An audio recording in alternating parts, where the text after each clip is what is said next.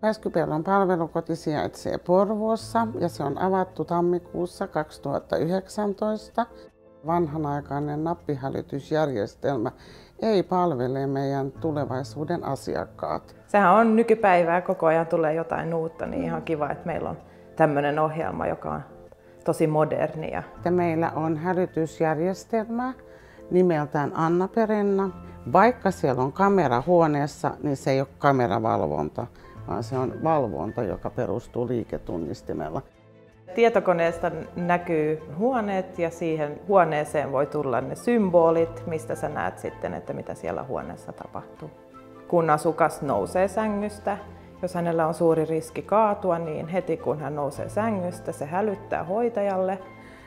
Meillä oli asiakas, joka oli lepovyössä.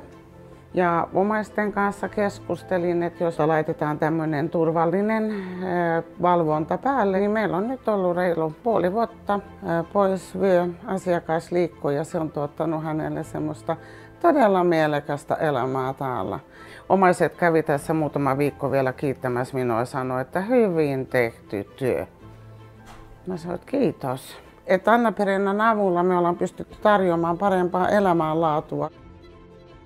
Yöt on paljon rauhallisempia tämän ohjelman takia. Se auttaa mua valvomaan yläkerrassa ja 30 asukkaan yli.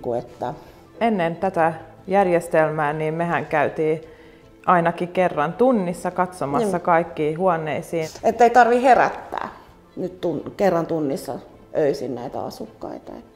Anna Perenna ei korvaa hoitajaa, vaan Anna Perenna luo turvallisuutta hoitajille ja asiakkaille ja varsinkin asiakkaille.